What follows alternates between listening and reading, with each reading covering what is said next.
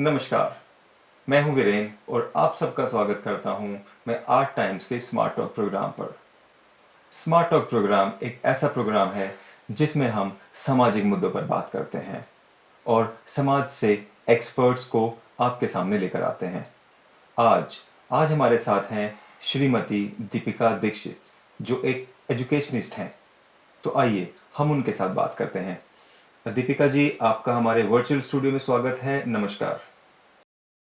नमस्कार जी।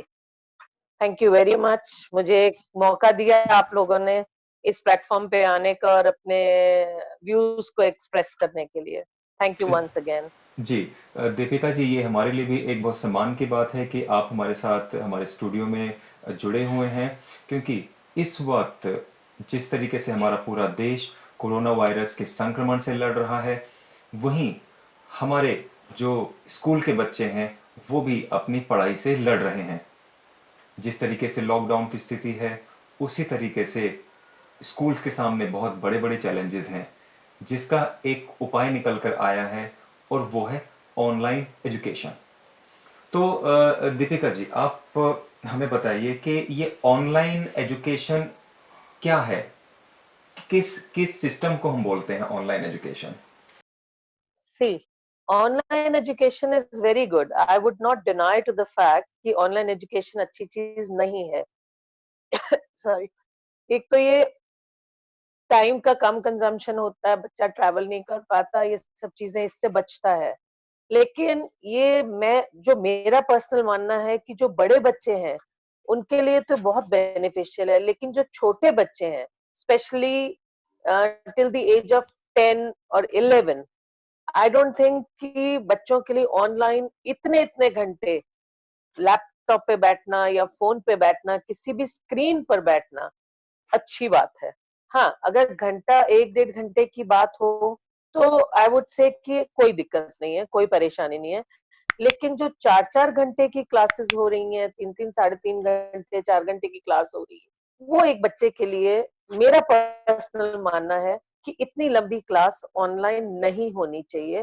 क्योंकि जो बच्चा ऑनलाइन बैठता है 4 घंटे, ऑब्वियसली वो 3 4 घंटे उस काम को करने के लिए भी वापस से ऑनलाइन बैठेगा।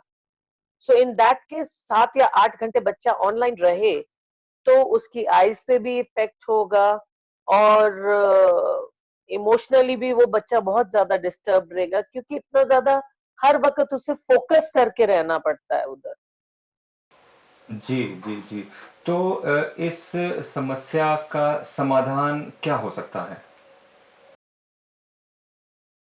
अ, जो छोटे बच्चे हैं, जो बड़े हैं उनका तो चलता रहे ऑनलाइन, उसमें कोई प्रॉब्लम नहीं है। लेकिन जो स्पेशली जो छोटे बच्चे हैं, उनके लिए टीचर्स जो है अच्छी अच्छी एक्टिविटीज के साथ में असाइनमेंट्स प्रिपेयर करें। जैसे पहले भी ऑनलाइन होमवर्क दिया करते हैं स्कूल्स, ऐसे ही अभी भी दे दें, और बच्चे पेरेंट्स की सपोर्ट के साथ ये वर्क को कंप्लीट करें। And it is good. ये पेंडेमिक एक ब्लेसिंग इन डिसगाइज भी मैं मानूंगी। बहुत सारे पेरेंट्स जो हमेशा परेशान रहते थे कि हम बच्चों को टाइम नहीं दे सकते हैं, टाइम नहीं दे सकते हैं, हमारे पास टाइम नहीं है, आज वही पेरेंट्स जो हैं अपने बच्चों के साथ बैठ करके हर तरीके की एक्टिविटीज वो पूरी करवा सकते हैं। और मैं समझती हूँ, देखिए, रीडिंग राइटिंग और अरिथमेटिक जो है वो हम लाइफ में हमेशा सीख सकते हैं। लेकिन जो मॉरल एजुकेशन है, मॉरल वैल्यूज है, ये बहुत ही टाइम डिवोटिंग काम है, जिसमें कि पेरेंट्स आज जो टाइम है, माता पिता दादा दादी सब लोग घर में साथ हैं। तो ऐसे में अगर उन्हें बच्चों को मॉरल एजुकेशन दिया जाएगा, इन बच्चों को ये फीलिंग दी जाएगी कि the feeling of we, not me and mine, तो बच्चे जो हैं ज्यादा अच्छे से ग्रो करेंगे, समाज में जाकर के एडजस्ट करेंगे बड़े होकर के। बिकॉज बच्चे को शेयरिंग हैबिट्स हो जाएंगी, एडजस्टिंग हैबिट्स हो जाएंगी। क्योंकि आज ज्यादातर हमारी सोसाइटी में न्यूक्लियर फैमिलीज हो चुकी हैं, और न्यूक्लियर फैमिलीज का सबसे बड़ा प्रॉब्लम है कि उन लोगों के पास टाइम नहीं है। Both mother and father are working, they are running to earn their bread and butter.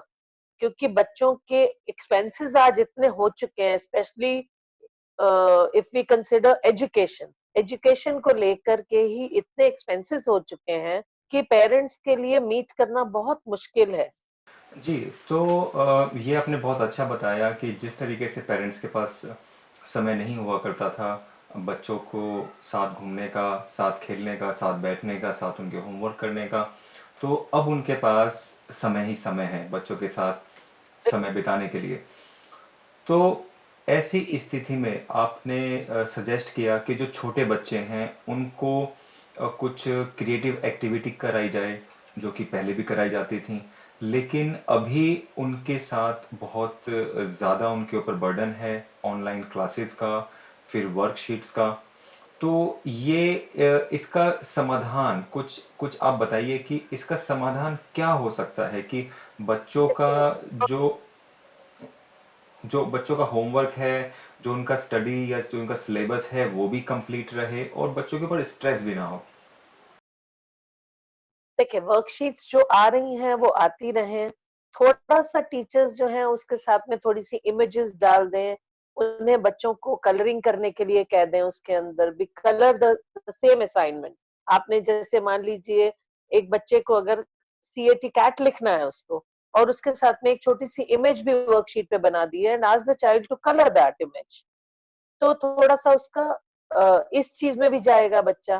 थोड़ी जैसे हमारे पास में घर में वेस्ट मटेरियल होता है, कुछ उससे रिलेटेड एक्टिविटीज साथ में ऐड ऑन कर दें, तो बच्चे को थोड़ा सा बेटर फील होगा, instead of doing just reading writing and arithmetic.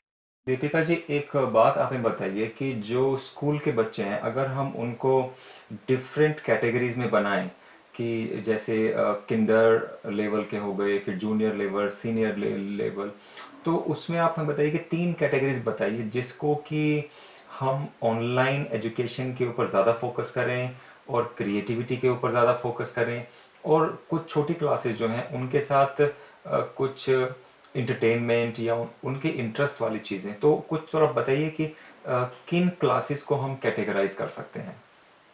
देखिए, जैसे कि छोटे बच्चे हैं, जब टीचर्स उनके साथ में ऑनलाइन क्लास दे रही हैं अगर उन्हें, तो थोड़ा सा एक्टिविटी भी वो साथ साथ में उन्हें कुछ भी जो भी पढ़ाना है कराना है वो सब करवाएं उन्हें। अगर अगर कोई वो पेरेंट भी फ्री है उस टाइम में, अगर वो ऑनलाइन कहीं अपनी जॉब नहीं कर रहे हैं और अगर पेरेंट भी फ्री है, तो और पेरेंट भी अगर साथ में इन्वॉल्व हो जाता है टीचर के साथ में, तो ज्यादा अच्छा है, क्योंकि बहुत से हमारे पेरेंट्स ऐसे भी हैं जो पढ़े लिखे नहीं है इतने ज्यादा, और आजकल की जो और काफी बड़ा तबका जो है वो एजुकेशन सपोर्ट पे चल रहा है, आउटर सपोर्ट, बाद में शाम को एक्स्ट्रा क्लास लेने पेरेंट्स भेजते हैं because they are not that well conversed with that particular subject. तो ऐसे में अगर पेरेंट भी साथ में बैठ जाता है बच्चे के, तो बच्चा भी साथ में फीलिंग ऑफ सिक्योरिटी रहेगी थोड़ी, और पेरेंट्स को भी थोड़ा सा समझ में आएगा, एडजस्टमेंट करेंगे बच्चे के साथ में, और वही चीज पेरेंट अच्छे से पेरेंट बच्चे को करवा भी सकेगा बाद। जी, इसमें हमारे पास बहुत सारी कंप्लेंट्स आई हैं पेरेंट्स की, जिनका मानना ये है कि स्कूल्स केवल ऑनलाइन क्लासेस के नाम पर फीस की डिमांड करते हैं, और वो ये बोलते हैं कि हमें भी तो आगे टीचर्स को सैलरी देनी है। तो इसके बारे में आपका क्या बोलना है? देखिए, आई विल नॉट, मैं इस चीज से डिफर नहीं करूंगी कि उनके ऊपर भी एक्सपेंसेस हैं, लेकिन जो अच्छे रिप्यूटेड बिग स्कूल्स हैं उनके लिए at this point of pandemic adjust करना एक बहुत बड़ी बात नहीं है। हाँ, जो छोटे स्कूल्स हैं जिनके लिए मुश्किल है अपनी ब्रेड एंड बटर भी अर्न करना, ऐसे में मैं समझ सकती हूँ कि उनको प्रॉब्लम होगी। I would come to the point कि फीस के दिमाग में रख करके अगर वो ऑनलाइन क्लासेस दे रहे हैं, तो I don't think it is a right thing to do कि हमें फीस डिमांड करनी है इसलिए हम ऑनलाइन क्लासेस दें, because at the end of the day हर टीचर को जो भी आज वो ऑनलाइन कर रही है उसे वापस से स्कूल में रिपीट करना ही करना पड़ेगा। जी बिकॉज हर पेरेंट हर क्योंकि ऑनलाइन में बहुत से ऐसे बच्चे होते हैं जो डिफॉल्टर्स हो जाते हैं, तो teachers can not leave the children like that. हमें ये सब कुछ दोबारा कराना ही पड़ेगा। हाँ, इन दैट केस हम लोग थोड़ा सा सिलेबस को कट, जैसा कि हमारी गवर्नमेंट ने अभी पीछे बोला है कि थोड़ा सा सिलेबस को कट शॉर्ट किया जाए, it's a very good step कि थोड़ा सा सिलेबस हम लोग अगर कट शॉर्ट कर देंगे और हम जो भी पढ़ाएं वो बहुत अच्छे से बच्चों को कराएं, बिकॉज आई डोंट थिंक ये जो वायरस है इतनी जल्दी जाने वाला है अभी, इतनी जल्दी ये जाने वाला नहीं है, तो we will have to adjust with this.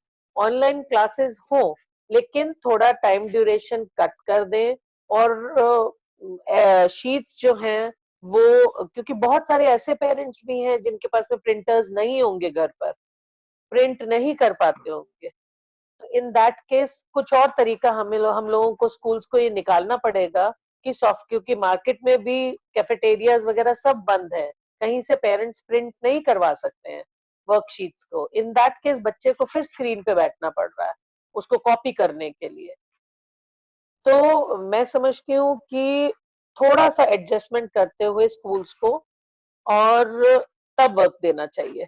और जहां तक की बात रही फीस की, किसी को भी प्रेशर नहीं करें फीस के लिए इस समय में। दोज हु कैन, और इस समय में voluntarily those who can afford it well, those who are millionaires and saying कि fees should be exempted, which is wrong, they are getting their salaries from the government। हाँ, जो in real means afford नहीं कर सकता है, ऐसे में schools adjustment उनके साथ में करें, थोड़ा part payment ले लें या slowly and gradually ले लें। अगर exempt कर सकता है school तो कुछ portion exempt भी कर दे तो कोई बुरी बात नहीं होगी। टेम्परेरी फेज है, this is a temporary phase, जी 2 months, 4 months, 6 months, things are going to be normal, back on the track soon। जी तो जी। इतना ज्यादा हाइपर परेशान होने वाली ऐसी कोई लंबी चौड़ी बात नहीं है। नहीं, ऐसे में क्या हो रहा है कि हमारे पास कंप्लेंट्स आ रही हैं पेरेंट्स की कि जो स्कूल्स हैं वो उन्होंने गवर्नमेंट गाइडलाइन को फॉलो किया कि वो लोग अभी फीस नहीं लेंगे, लेकिन उन्होंने स्मार्टली पेरेंट्स को ये जताया कि हम आपके ऊपर एहसान कर रहे हैं ऑनलाइन क्लासेस देकर, कि आप हम हमें ऑनलाइन क्लासेस का मत पे कीजिए, लेकिन कम से कम जो हमारे जो रेगुलर जो क्लासेस हैं उसकी तो आप पेमेंट की कीजिए। तो ये एक अभी बहुत बड़ी प्रॉब्लम आ रही है पेरेंट्स के सामने। और साथ ही साथ अभी एक स्कूल्स ने एक नया फॉर्मूला निकाला है जिसके हिसाब से स्कूल्स कुछ लॉगिन आईडी बना रहे हैं, और उन लॉगिन आईडी का बेस है कि जो पेरेंट्स हैं वो कुछ ना कुछ पैसा जमा कराएं फीस के नाम पर, और जब वो फीस प्रोसेस हो जाएगी ऑनलाइन उसके बाद में सिस्टम एक ऑटोमेटिकली लॉगिन जनरेट करेगा।